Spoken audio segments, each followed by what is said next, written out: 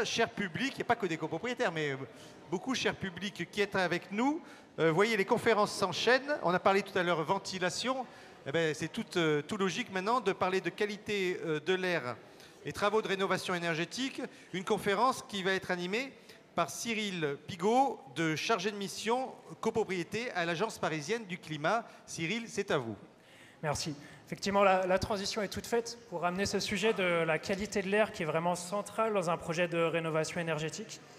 Bien souvent oublié, mais qui est vraiment au cœur pour avoir un confort d'habitat qui va être intéressant et qui va jouer aussi sur la performance énergétique. Et c'est certainement ce que l'on va voir aujourd'hui. Donc, je m'appelle Cyril Pigot et je suis chargé de mission à l'Agence parisienne du climat. Donc j'accompagne les copropriétés du 11e arrondissement sur leurs projets de rénovation énergétique. Donc j'ai le plaisir d'animer aujourd'hui cette conférence. Je vois que vous êtes nombreux et tant mieux. On sera ensemble pour 40-45 minutes. On aura donc une présentation qui durera plus ou moins 20 minutes en essayant de garder un temps d'échange qui va être, j'espère, assez important et pertinent. Donc aujourd'hui, nous avons le plaisir d'accueillir Alain Martineau, qui est directeur technique chez Airpur, qui est donc une filiale du groupe de construction Coulon.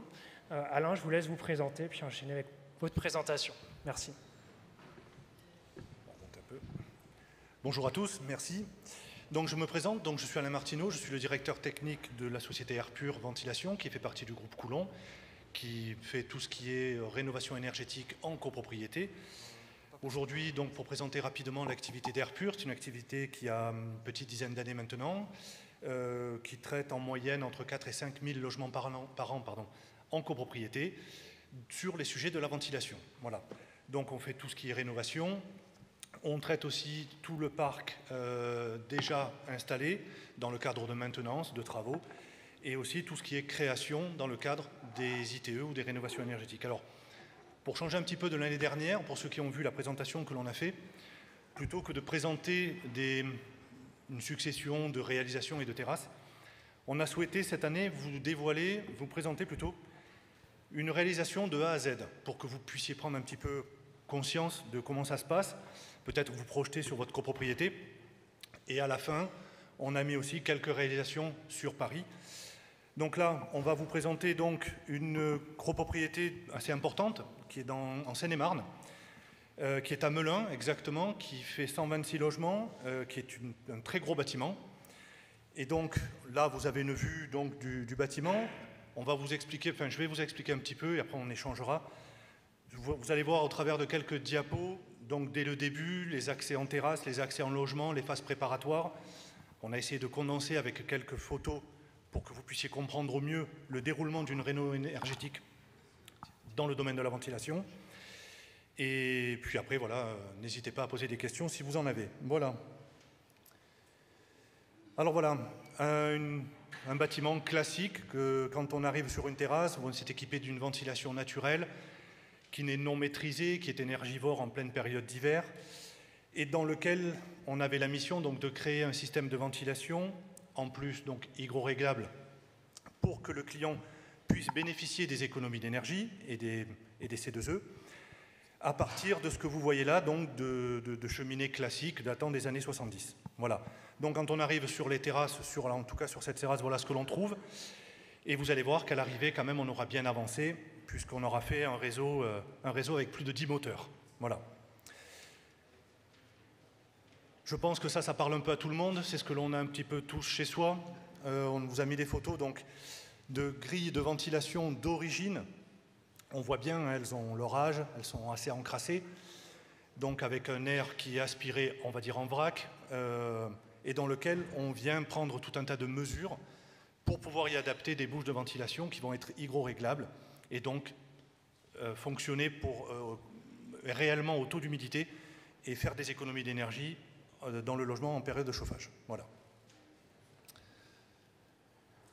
Voilà ensuite la terrasse que vous avez vue tout à l'heure en quelques photos sur les phases de construction des réseaux de ventilation où donc on vient récupérer toutes les cheminées qui au préalable ont été testées, qui correspondent à chaque pièce de vie et chaque pièce humide des logements et sur lequel on vient recouvrir par un système de plénum et avec des réseaux de gaines et un moteur pour venir ventiler mécaniquement, donc avec une ventilation permanente, puisque il faut savoir une chose, c'est que à l'origine, la ventilation naturelle, elle n'est pas permanente, elle est variable en fonction de plusieurs facteurs, la température extérieure, le vent, les niveaux d'encrassement et ainsi de suite. Donc, plus il fait froid, effectivement, et plus la ventilation naturelle marche un petit peu, plus on monte dans des températures et moins elle fonctionne.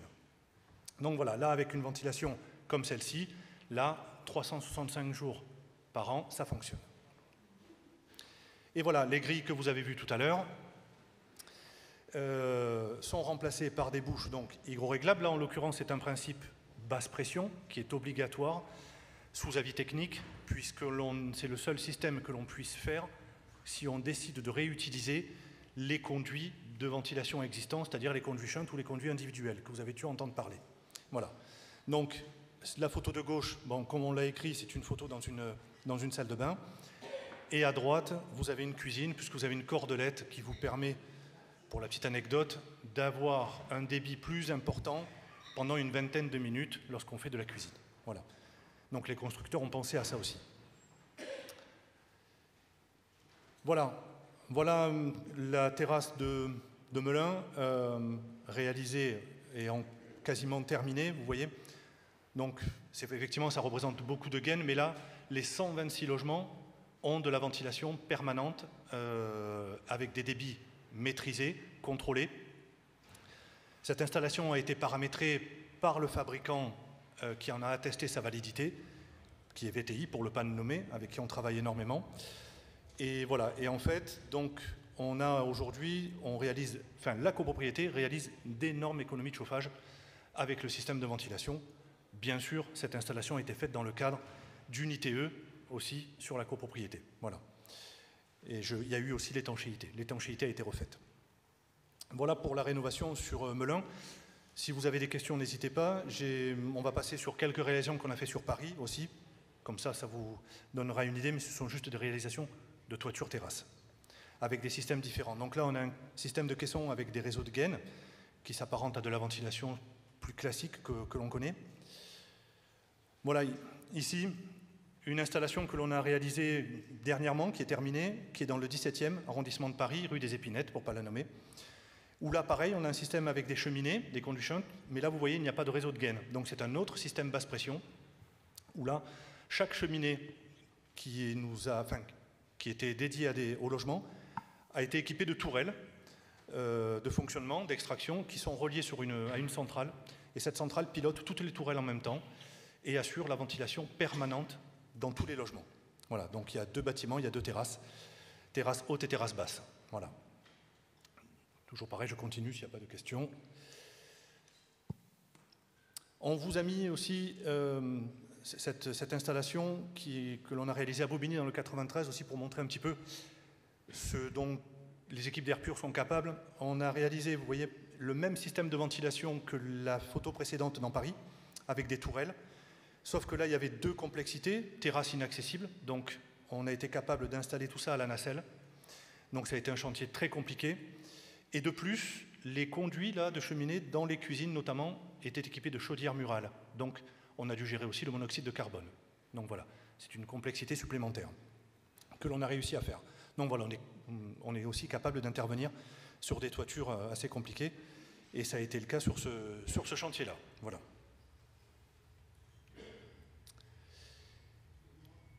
Oui. Ouais, on a dit qu'on prenait les questions à la fin de la présentation. Hein, merci. Je pense que vous pourrez l'avoir après, oui. Vous l'aurez après, effectivement, on prendra les questions à la fin. On vous a mis aussi une rénovation que l'on a réalisée dans Paris, donc dans le 13e, rue du Tage, où pareil, vous voyez, on est parti d'un projet où on a des vieilles cheminées, qui est dans le cadre d'un ravalement, où là on est sur des conduits shunt, ventilation naturelle non maîtrisée, bien évidemment.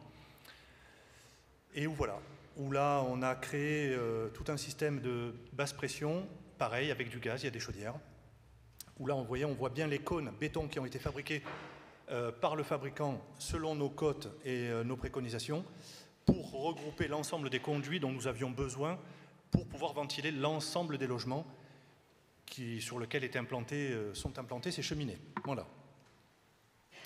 Voilà un autre exemple avec les alimentations électriques de tous les moteurs. Il faut savoir que sur des grosses réalisations, on a posé sur des copropriétés, sur des installations comme celle-ci, jusqu'à 150 moteurs. Voilà. Et voilà, je vous remercie. Merci de cette présentation, Monsieur Martineau. Donc le but, c'était bien d'essayer de balayer un petit peu toutes les possibilités techniques selon le type de copropriété. J'espère que ça vous a soulevé certaines questions. Je vois déjà qu'il y a certains bras levés. Donc on va essayer d'y répondre. Voilà, monsieur, présentez-vous et votre question. Bonjour, je suis monsieur Gabillard, donc je suis un copropriétaire dans le 12e. On s'intéresse effectivement à une possible rénovation. Et je voulais savoir, vous parlez de pourcentage d'économie, j'aimerais connaître un peu quel est ce pourcentage. Et le deuxième point, c'est d'un point de vue physique, pourquoi le fait de passer d'une ventilation non maîtrisée à une ventilation maîtrisée, on gagne, on fait des économies. C'est quoi le principe physique? Merci. Je ne sais pas si on m'entend. Donc en fait, le principe est très clair. Lorsqu'on fait une ventilation permanente, on la maîtrise, donc en temps réel, tout le temps. Et comme vous avez vu sur les bouches d'extraction que l'on a installées, on régule les débits. Donc les débits sont validés, attestés par le CSTB, par les organismes, qui font que, effectivement, si on pense qu'à une période de l'année en ventilation naturelle, ça fonctionne, ça peut aussi trop aspirer. Donc le chauffage que l'on produit, que l'on paye dans son appartement, la ventilation, elle est là pour renouveler l'air, donc on parle de qualité de l'air, mais aussi, le problème, c'est que ce chauffage est aspiré et rejeté à l'extérieur. Le principe, c'est d'assurer une qualité d'air importante, mais surtout de maîtriser ces débits de manière à ne pas prendre l'air et le jeter inutilement à l'extérieur. Voilà. Alors, une ventilation hygroréglable de type A ou de type B, on peut réaliser jusqu'à 15% d'économie sur le chauffage. Si c'est couplé avec une ITE, c'est supplémentaire. Voilà, monsieur, une question, après madame. Oui, bonjour, Michel Delmotte, copropriétaire dans le 5e. Je suis un petit peu désolé pour vous, monsieur. Et la question sera surtout pour l'Agence parisienne du climat. J'ai l'impression qu'avant l'hiver, on a eu un webinaire, quelque chose comme ça, sur les ventilations dans l'habitat ancien. Vous avez présenté des cas où c'est de l'habitat 1970, avec des toitures terrasses et des conduits shunts. Alors, est-ce que vous pouvez rajouter sur, quand même, pour de la ventilation sur des conduits individuels qu'on trouve dans l'habitat ancien, qu'on laisse souvent tomber et qu'on traite très mal, au point que tout à l'heure, il y a eu la première question hors de cette assemblée-ci sur une ventilation dans de l'habitat ancien. Alors, on traite aussi de la même façon les conduits individuels. Bien évidemment, il a fallu faire un choix, donc on a choisi cette copropriété de Melun parce qu'elle était pour nous représentative. On vous a mis quelques sujets où effectivement on a traité des conduits shunts. Sachez une chose, c'est que le principe, ce que l'on appelle hybride, c'est-à-dire les sujets que je vous ai présentés avec les tourelles, ce principe s'adapte aussi bien sur un conduit shunt que sur des conduits individuels. La réalisation est strictement identique en toiture terrasse. L'intervention dans les logements est la même. La seule différence, c'est que vous avez un conduit, dans le conduit shunt, vous repiquez plusieurs logements sur le même conduit, sur le commun, et qu'en individuel, vous avez le principe de la flûte de Pan, ce qu'on appelle la flûte de Pan, qui à chaque étage, le conduit descend plus bas. Mais pour le gérer en ventilation, vous avez raison, j'aurais pu mettre une réalisation de basse pression sur des conduits individuels, mais ça se réalise de la même façon. Pour prolonger peut-être un petit peu la question, est-ce qu'il y a toujours une possibilité de ventilation collective en copropriété?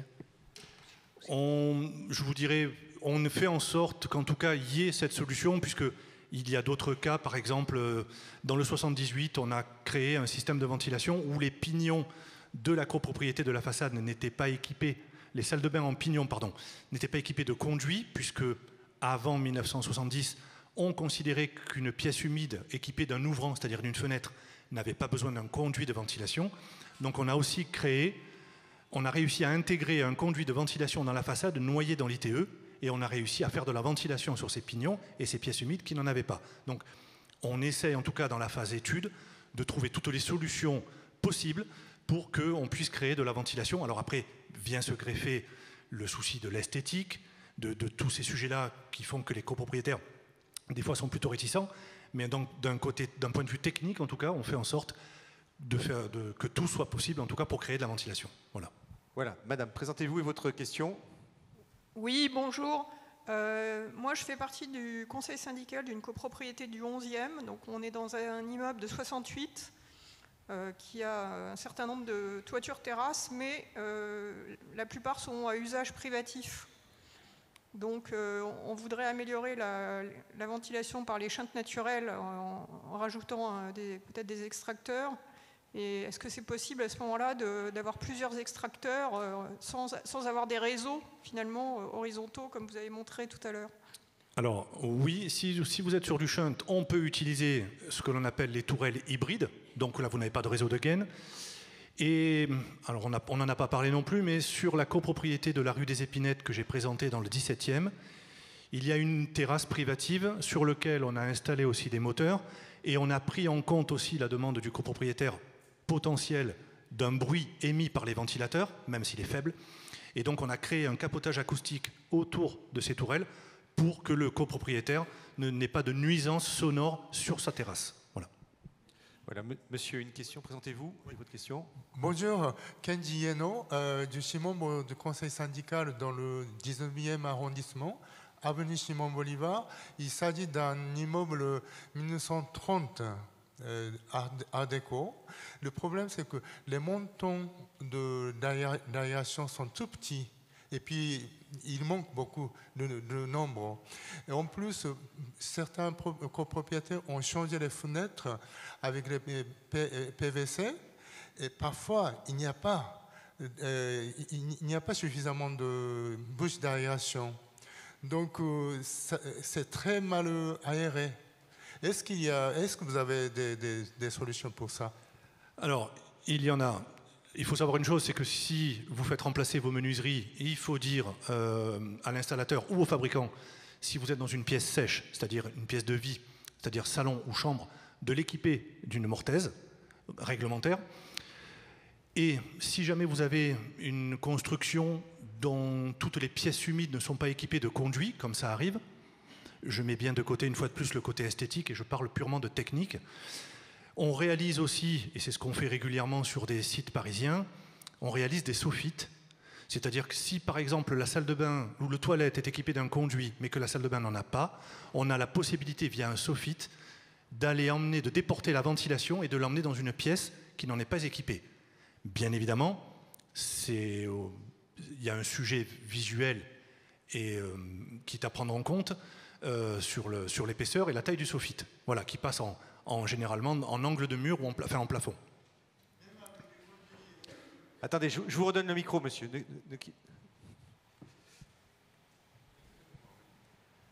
Même avec les colonnes montantes toutes petites, à peu près 5 cm de diamètre à l'intérieur. Hein. Alors, je ne vais pas me prononcer. Chaque bâtiment, selon les années de construction, a ses particularités. On peut, avec grand plaisir, venir faire un audit de faisabilité sur votre copropriété pour vous dire si effectivement on peut ventiler ou pas. Voilà. Voilà, il faut aller sur place pour se rendre compte. Absolument. Madame, présentez-vous et posez votre question. Oui, bonjour monsieur. Donc, je suis membre d'un conseil syndical d'un immeuble ancien des années 1900 où il n'y avait pas... ça devait être de la ventilation naturelle. Ma question, c'est est-ce que les conduits de cheminée jouent un rôle dans la modernisation de la ventilation, notamment si on s'engage aussi vers de l'isolation externe ou interne d'ailleurs. Donc en gros, est-ce qu'on peut autoriser certains copropriétaires à supprimer des conduits de cheminée qui ne seraient plus utilisés pour le chauffage et est-ce que ça risque d'obérer une amélioration de la ventilation ? Alors, vous me parlez de conduits de cheminée vraiment à foyer, enfin pour faire un feu. Vous me parlez de ces conduits-là de cheminée? Alors, effectivement, ça ne pourra pas fonctionner si vous mettez une ventilation en place, parce que la pression, même si c'est un système basse pression, la pression générée par la ventilation peut inverser le tirage naturel de la cheminée et donc faire ressortir les fumées. En tout cas, nous, on ne s'engagera pas à réaliser une VMC dans un immeuble où des cheminées sont encore en fonction. Attendez, je vous redonne le micro, madame. Excusez-moi, ma question a été mal posée. En fait, aujourd'hui, les cheminées ne sont plus utilisées pour le chauffage. D'ailleurs, je crois que c'est plus ou moins interdit à Paris. Donc, comme elles ne sont plus utilisées, certains copropriétaires souhaitent supprimer ces conduits de cheminée. Et la question, c'est est-ce que, en supprimant ces conduits de cheminée non utilisés pour le chauffage, on se prive d'éléments de ventilation naturelle? C'est totalement différent. Les conduits de cheminée sont à part. Normalement, si l'immeuble en est équipé, les conduits de ventilation sont différents. Donc, si les cheminées ne sont plus utilisées, moi je vous invite à les obturer pour ne pas créer une dépression naturelle supplémentaire. Mais normalement, il doit y avoir des conduits de ventilation dans les pièces humides. Monsieur, attendez d'avoir le micro. Une seconde. Madame, je vais revenir vers vous, monsieur. Madame, oui, bonjour monsieur, je m'appelle Muriel Carbonnet du conseil syndical d'un bâtiment avenue Secrétan. Nous avons un toit en zinc. Jusqu'à présent, vous parlez toujours des toitures terrasses. Est-ce que c'est possible de faire un système sur les toits en zinc? Alors, je pense que vous avez dû le voir. On a présenté deux diapositives sur une intervention que l'on a fait dans le 93 à Bobigny, sur une toiture en zinc, très difficile d'accès. Donc oui, on intervient sur les toitures en zinc sans aucun problème. Si jamais les conditions d'accès par la nacelle n'étaient pas possibles, on intervient en partenariat avec une équipe de cordistes et d'alpinistes qui sont capables d'intervenir aussi pour poser nos moteurs.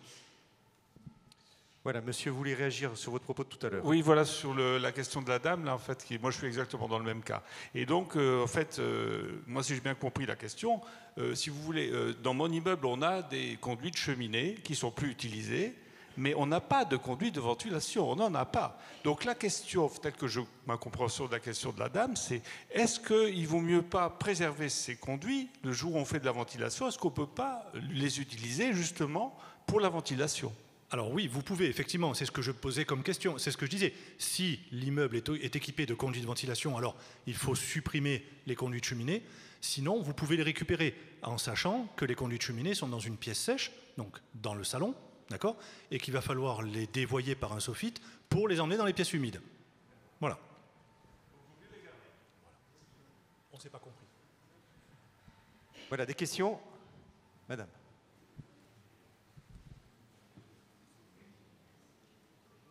Je vous laisse vous présenter et poser votre question. Madame Nico, propriétaire dans un immeuble du 13e à Paris. À la suite d'un incendie dans un des appartements de l'immeuble, les appartements situés au-dessus ont été envahis par la fumée de l'incendie. Première question, fallait-il nettoyer les conduits d'aération? Deuxième question, si on installait votre système, est-ce que les fumées seraient expulsées vers l'extérieur ou continuerions-nous, au cas où il y aurait un nouvel incendie, à avoir des fumées qui pénétreraient dans les appartements? Alors, je vais répondre à votre première question. Première question, aurait-il fallu les nettoyer? Oui, il aurait fallu effectuer un ramonage de la suite à incendie, voire même une désinfection. Après, est-ce que le fait d'installer un système de ventilation propre au logement peut pallier à un système de désenfumage en cas d'incendie? Non. La ventilation que nous installons dans les logements, elle a un classement obligatoire. C'est ce qu'on appelle un classement C4. C'est-à-dire que les ventilateurs que l'on installe sont capables de fonctionner pendant 30 minutes à une température supérieure ou égale à 400 degrés. Au-delà, s'ils cassent, il n'y a pas de problème. On n'est pas en désenfumage, c'est-à-dire que les moteurs que l'on installe ne sont pas prévus comme dans un parking pour gérer l'incendie pendant des heures. Il faut bien faire la différence. Voilà. Si une ventilation, s'il y a un incendie dans un appartement et que la ventilation est en route, effectivement, ça sera aspiré pendant 30 minutes jusqu'à ce que le ventilateur casse ou s'arrête. Voilà, ça c'est la loi, ça c'est la règle. Voilà. Mais vous auriez dû les faire ramoner et désinfecter, oui. Voilà, des questions? Levez la main. Ah, voilà, vous êtes de ce côté.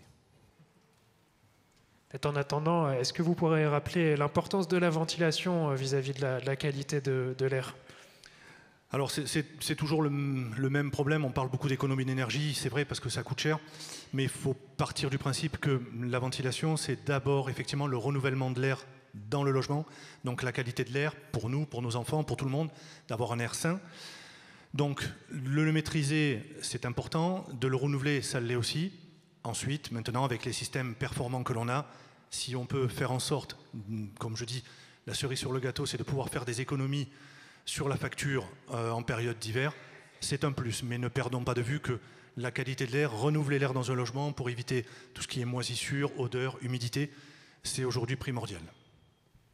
Voilà une question, monsieur. Je vous laisse vous présenter. Oui, bonjour, Valentin Bayard, président d'un conseil syndical dans le 11e. Est-ce que vous pourriez toucher un mot sur les enjeux de ventilation dans les parties communes? Parce que vous avez surtout parlé des parties privatives. Alors évidemment, les parties communes, a priori, ne sont pas des pièces humides. Mais est-ce qu'il y a aussi des enjeux, peut-être aussi de régulation de la température? Alors très peu parce que ce n'est pas du tout soumis à la même réglementation, ce ne sont pas les mêmes enjeux, pas les mêmes besoins. La ventilation dans les parties communes, elle peut avoir selon la taille de l'immeuble et la hauteur, si c'est un IGH, ça sert de désenfumage. Sinon, c'est juste une ventilation pour, je dirais, renouveler l'air dans les parties communes, il n'y a pas d'intérêt particulier. Par contre, ventiler une partie commune mécaniquement, aujourd'hui il n'y a pas d'intérêt. Si le système de ventilation naturelle fonctionne, le seul désagrément que vous pourriez avoir, c'est d'avoir une baisse de température de la cage d'escalier, parce qu'effectivement l'hiver, l'air froid pénètre et refroidit la cage d'escalier. Mais c'est toujours, ça c'est le mauvais côté, le bon côté c'est qu'effectivement c'est de l'air neuf qui balaye la cage d'escalier. Voilà. Est-ce qu'on a d'autres questions? En attendant que d'autres mains se lèvent, moi j'aurais une question plus côté pratique. C'est en tant que copropriétaire, quand faire appel à vous? Et vous, comment est-ce que vous coordonnez dans un projet de rénovation globale avec les autres corps d'État? Alors si on reprend les premières diapositives du projet de Melun par exemple, donc là c'est dans le cadre d'un appel d'offres avec une maîtrise d'œuvre, une maîtrise d'ouvrage, donc on visite les lieux, mais si dans toutes les questions qu'il y a eu là, s'il y avait des besoins, par exemple comme monsieur qui souhaite savoir si on peut faire une ventilation chez lui, soit vous venez nous voir sur le stand et on vous laisse nos coordonnées et on envoie, nos chargés d'études ou nos maîtreurs viennent vous voir, on fait un audit de la terrasse, on visite quelques logements et on vous dit s'il y a une faisabilité à faire ou pas. Et puis on peut intervenir aussi, voilà, comme je le disais tout à l'heure dans la présentation, au-delà du cadre des travaux, si vous avez déjà une installation existante, mais qui ne donne pas satisfaction ou qui n'a pas été entretenue, on peut quand même intervenir dans ce cadre-là. Voilà.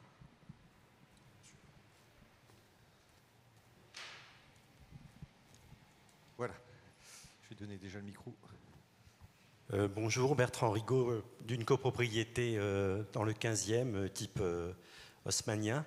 Dans ce bâtiment, il n'existe pas de ventilation dans les pièces sèches, salon, chambre. Est-ce qu'il y a un intérêt à la créer du point de vue confort? Et si oui, est-ce que ça risque pas d'induire des consommations d'énergie supplémentaires? Ça en créera forcément, mais toujours pour un bon résultat, c'est-à-dire le renouvellement d'air. À savoir que si vous installez des entrées d'air sur vos menuiseries de pièces sèches, en espérant que le transit se fasse avec les pièces humides, il faut faire une prestation globale qui passe aussi par le détalonnage des portes intérieures pour que l'air puisse passer, même porte fermée. Il y a tout un processus à mettre en place. Quand on fait une installation de VMC, comme je vous l'ai montré, sur une installation qui n'en est pas équipée, on doit aussi étancher la porte d'entrée pour éviter à l'air de la cage d'escalier, comme on parlait tout à l'heure, de rentrer dans le logement, d'être aspiré par la ventilation du logement. Donc voilà, on fait en sorte de bien étancher le logement et que le transit se fasse entre les pièces sèches et les pièces humides. Voilà. De plus, peut-être pour ajouter, gardez en tête qu'un logement humide, c'est un logement qui va être plus difficile à chauffer, qui va demander plus d'appels aux émetteurs qui vont être dans le logement. Donc il faut voir ça de cette façon-là aussi, et d'améliorer le confort. On va avoir un ressenti du froid qui va être plus intense également si le taux d'humidité est important dans le logement, donc au-dessus de 55, 65, 70%. Voilà, monsieur. Oui, bonjour. Je fais une extension un petit peu. Vous parlez de transition, donc on parle de transition écologique du Paris de 2020, on parle de l'air. Et est-ce qu'il y a quelque chose qui est envisagé pour les eaux usées, notamment les eaux usées, j'ai envie de dire propres, qui pourraient être réutilisées pour les toilettes, pour les WC ou des choses comme ça, et qui sont gaspillées de manière très importante, quoi. Alors je vous répondrai que notre métier c'est l'air. Malheureusement, je ne m'avancerai pas sur l'eau. Voilà. Ce qui peut exister en copropriété, c'est plutôt la récupération des eaux de pluie pour arroser tout ce qui est espace végétalisé de la copropriété. Il me semble qu'il y a des obstacles qui ont été levés, mais plutôt en construction neuve pour utiliser ce qui est usé ou eau de pluie. Mais en rénovation, c'est vrai que ce n'est pas quelque chose qui se fait aujourd'hui. Le problème, dans des grands immeubles, ça serait vraiment pertinent, quoi. Dans des petites installations, ok, c'est pas intéressant. Voilà. Question ? Pour essayer, comme Cyril Balazuc d'une copropriété à Paris, le 8e, pour rebondir sur la question de monsieur, il y a également des aérations, des eaux usées que l'on retrouve sur le toit. Est-ce qu'il y a quelque chose à faire ou... Non, surtout pas. Ça, c'est ce qu'on appelle des évents de mise à l'air libre. C'est-à-dire que c'est ce qui permet à vos toilettes, vos lavabos et ainsi de suite de s'écouler, à l'eau de descendre. C'est-à-dire que lorsque vous tirez une chasse d'eau, c'est la gravité avec la traction de l'air qui fait que ça s'écoule. Si vous les obturez, il n'y a plus d'écoulement. Voilà. Donc les évents d'eau usée, je vous conseille de les laisser tels quels. Voilà. Voilà, monsieur, posez votre question. Oui, une dernière question, Jean-Claude Blancard, toujours copropriété de 1900, 11e arrondissement. Je voulais voir sur l'aspect financier. Donc si on arrive à convaincre tout le monde de mettre ces ventilations, qui font une bonne chose, en fait c'est réparti au tantième ou s'il y a plus ou moins de travail dans un logement, la personne paiera plus. Vous avez une visibilité de comment c'est réparti ? Alors, nous, on ne peut pas, dans la phase d'audit, il est très compliqué de pouvoir visiter l'ensemble des logements, parce que les portes ne s'ouvrent pas tout le temps. Donc, en fait, ce qu'on fait, nous, c'est que dans la phase travaux, sur nos quitus d'intervention, qui sont extrêmement détaillés, apparaissent toutes les prestations, celles qui ont eu lieu, celles qui n'ont pas eu lieu, les refus, et ainsi de suite. Ensuite, nous, ce que l'on vend, on vend une prestation globale pour tous les logements. Si après, à la fin du chantier, il y a des interventions qui n'ont pas été faites ou du matériel qui n'est pas posé, soit il est remis à la copropriété dans le cas où les copropriétaires décideraient de faire les travaux, ou alors ils sont déduits de la facture. Voilà. Merci. Voilà, monsieur, présentez-vous et votre question. Bonjour, Daniel Simon. Quels sont les critères de choix concernant la ventilation, soit hybride ou avec des circuits aéroliques, les tuyaux sur la toiture ? Alors, sur les systèmes dits basse pression, qui sont sous avis technique et donc obligatoires, je dirais entre guillemets, à utiliser sur un système de ventilation naturelle de type shunt ou de type individuel, vous n'avez que ces deux principes-là. Soit l'hybride, donc hybride comme une voiture qui porte bien son nom, qui va utiliser soit la motorisation, soit le tirage naturel, les forces motrices. Ça, ce sont les tourelles que vous avez vues. Toujours en basse pression. La première installation la plus importante, celle de Melun, par exemple, qu'on vous a présentée, avec les caissons, c'est aussi de la basse pression, mais là, il n'y a pas d'hybride. Ça fonctionne lentement, donc avec une faible pression, mais en permanence. Sur l'hybride, pour pas qu'il y ait de malentendus, c'est pas que ça ne fonctionne pas, mais on considère qu'en dessous de 8 degrés, le tirage thermique suffit à fonctionner, donc là, l'extracteur s'arrête. Au-delà de ce temps et de cette température, ou d'une certaine force de vent, puisqu'on y installe aussi un anémomètre, en dehors de ces paramètres, le moteur prend le relais. Il y a aussi des horaires de pointe, le matin, le midi et le soir, pour les douches, les bains, la cuisine, ainsi de suite. Là, sur ces systèmes-là hybrides, on paramètre des vitesses dites de confort qui, elles, ne peuvent pas être annulées par les deux autres systèmes de vent ou de température. Parce qu'on considère que les besoins sont tels, quand il y a les douches et les bains, que le taux d'humidité est tellement important que là, les ventilateurs marchent à pleine vitesse. Ces horaires sont paramétrés en fonction des habitudes de la copropriété. Voilà. Voilà, madame, présentez-vous et votre question. Bonjour, Gwenaëlle Massé, conseillère en rénovation énergétique au sein de l'ALEC Paris-Ouest La Défense. Moi, j'ai une petite question plutôt technique, c'est-à-dire que s'il faut qu'on relie 2 pièces humides pour faire une ventilation donc entre 2 pièces, par exemple une salle d'eau et les WC, quel est le diamètre du conduit? Qu'est-ce qu'on va perdre en hauteur sous plafond pour pouvoir relier au fait ces deux salles-là? Alors, toujours en basse pression, le principe de ce que l'on appelle le conduit joker, qui est carré, qui est en PVC, c'est un conduit qui fait 15-15. Je parle en centimètres. D'accord ? Il est en PVC blanc. Une fois de plus, je ne rentre pas dans l'esthétique, puisqu'il y a eu des projets où on nous a demandé de faire carrément un faux plafond pour cacher ce soffit.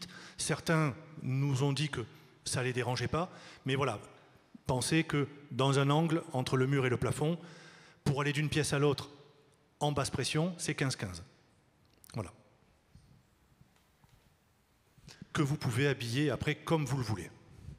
Peut-être une dernière question qu'on a l'habitude ou qu'on entend autour des visites de copropriété qu'on peut faire.